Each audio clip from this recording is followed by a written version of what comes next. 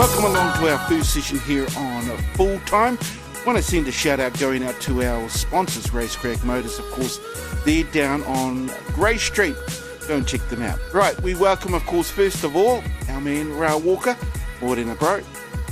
Yeah, good morning, Casey. As we head into winter, weather's starting to get a bit of wet and a little smidgen cooler. So start to stay warm out there. Very much cooler. Also joining us up there from Pairoa, Ngā Iwi FM, we have our man Rino Wilkinson. Morena, bro. Yeah, morena, Keithy and the boys. Good to be back. Like Ra said, yeah, blue skies, bit of a chilly start and wintry months are on the way. Indeed. And also joining us from over there in Australia, we have our mate JT, Jason Tawhiwhirangi. Morena, bro. Yeah, morning, boys. I'm currently in a place called Toowoomba, which is probably about two hours inland from Brisbane, just over the Great Dividing Range. So very chilly here. I'm actually sitting in a hoodie and a pair of track pants. Wow. Okay. Of course. Now, yesterday morning in particular. Well, no, not yesterday morning. I should say yesterday evening. Got a shock to hear the passing of Horace Lewis, who is a bit of a not a bit of a legend, who is a legend from the East Coast, eh? Yeah, an absolute dead set legend and a total shock, you know. I got a call from our mate Jeff Moses to tell me the news, and when he said, you know, Horace has passed away, I'm thinking, well, I only know one Horace, and surely not. And then when I heard the circumstances surrounding his death, it just even blew me away even more. So it's just one of those things it's hard to fathom, you know. Yes. And terrible news, and his partner, Pia, is one of my closest cousins. I actually caught up with her when I was home the other day, and so, you know, I just absolutely flabbergasted. Myself included. And yeah, quite saddening news, isn't it, Ra?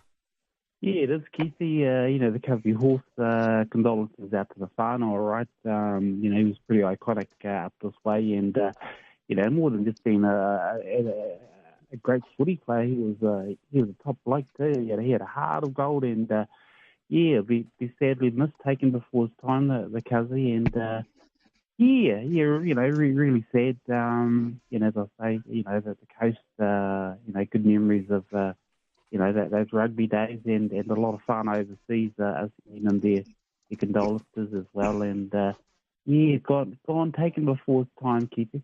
Very much so. Very much so.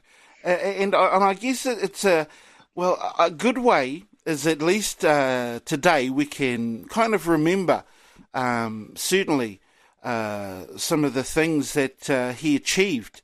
And I know it's not your favourite sport there, JT, but we'll be certainly talking about your favourite team, eh?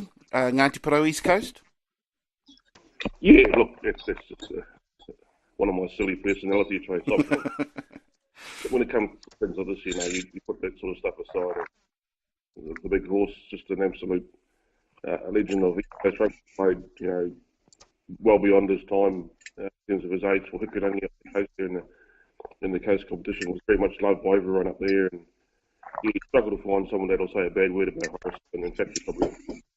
I did play a little bit of league against his younger brother Charlie. Charlie played for the Whalers back in the day.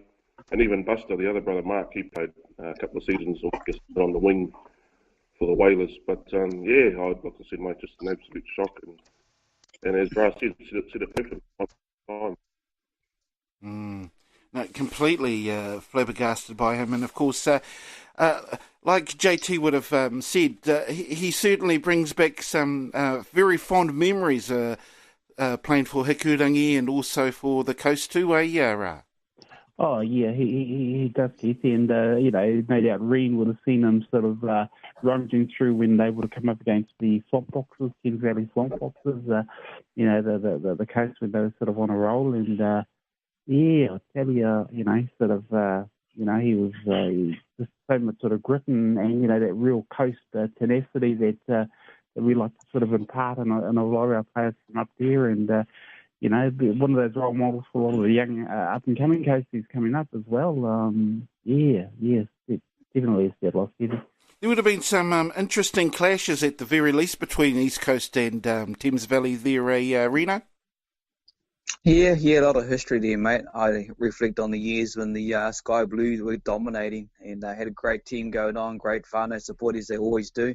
Always support a team from the East Coast because they just travel in their own droves, and just to hear the singing and the celebration on the side, that's Māori limited space when you support sport. The name Horace Lewis, I recall it now. Now you've mentioned of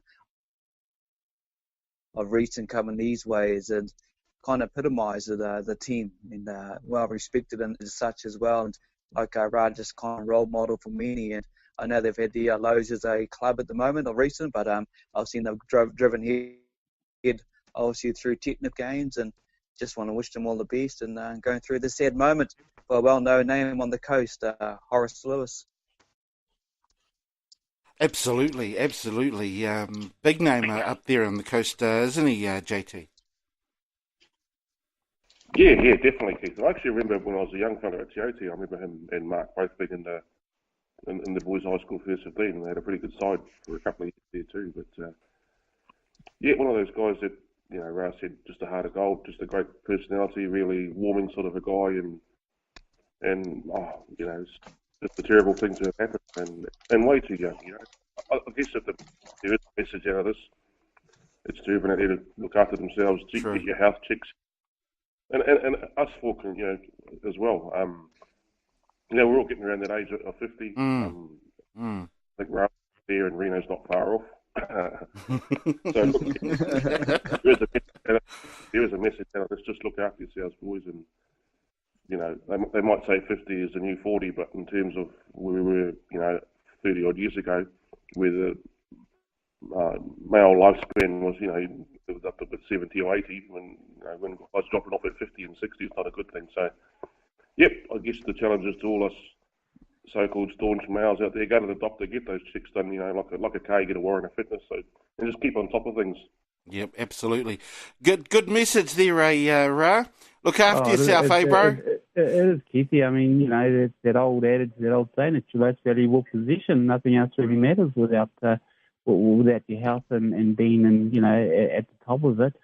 And you know, as blokes, as guys, actually really does matter what age you are. We don't tend to take care of ourselves, you know. And I don't know if it's that Kiwi culture, that male kind of ego of you know, sort of be tough, and I'll tell you, know, when your illness goes on you, and I can, you know, attest to that when my leg went on me, and I was in a wheelchair, but now I'm sort of, you know, I'm back walking. But, you know, when something like that happens, you sure know about it, and then you sort of, you know, you tend to sort of start taking more care and more sort of notice of, you know, you're only human at the end of the day, and anything can sort of, you know, hit you and strike you down like it did, you know, me and a lot of other guys. That's very, very true. Very true. Poignant message there too.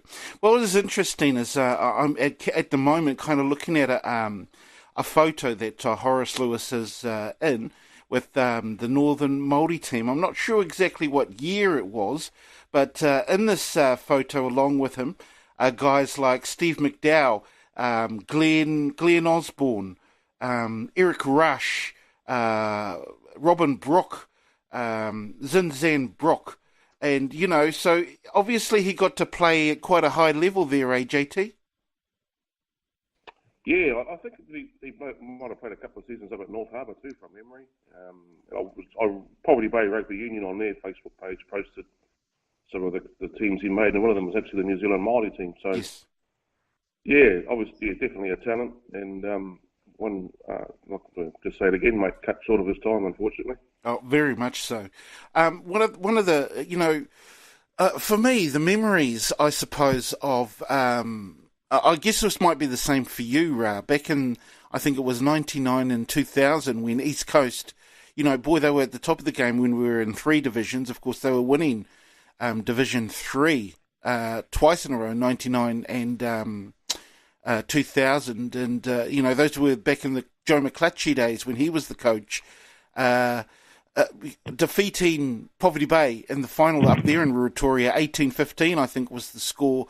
that just started the roll on, I guess you could say, for East Coast back in those days. And certainly Horace Lewis, is, along with a bunch of other names that you could bring up, that was all part and parcel of it, of East Coast back in those days, wasn't it?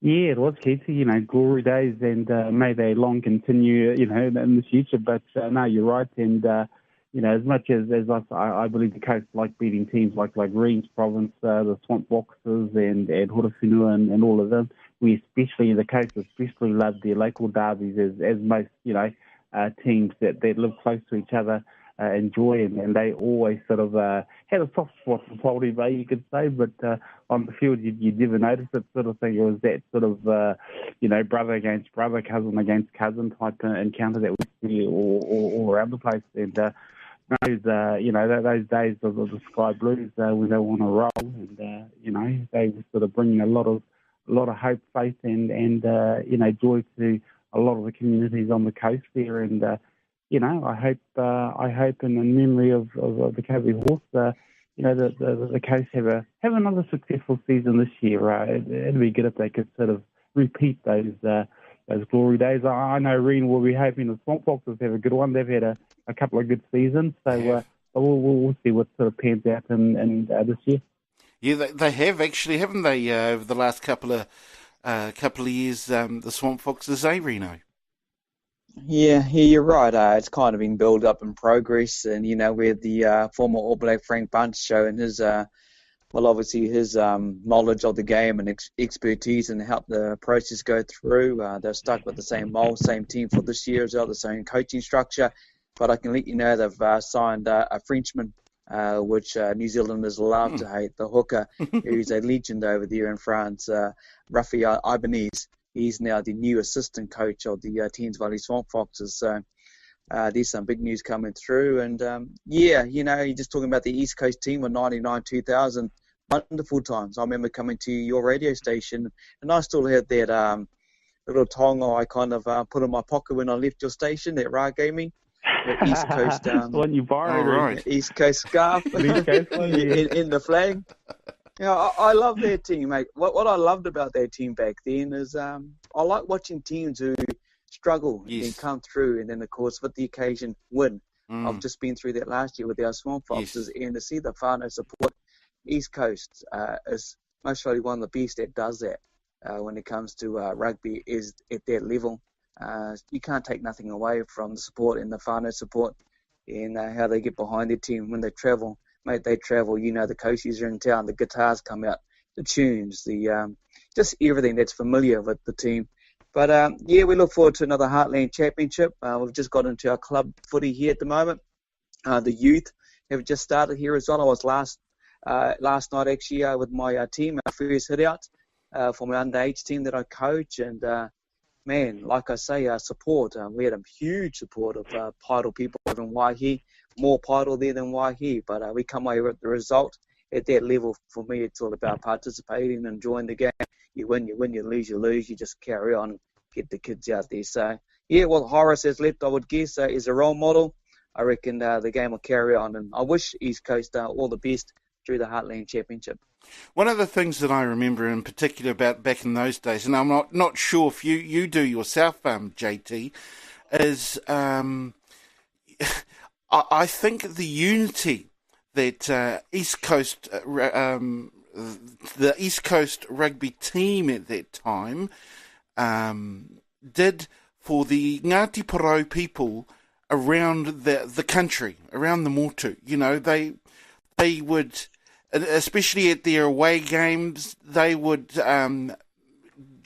travel in a mass, en masse, pretty much to their away games, either from Ruatori or the whānau from all over the country, just pretty much got behind that team, especially I think it was in 2001 when they were playing in the second division. So do you remember any of that at all? Yeah, I think so you get all the updates from home, and I think so this is pre-Facebook times, so you have to rely on phone. Stuff like that, emails, blah, blah, blah. But, I do remember the unity and the whakawhanaungatanga that they had back in those days. And as you know, Keith, and you know too, Radi's,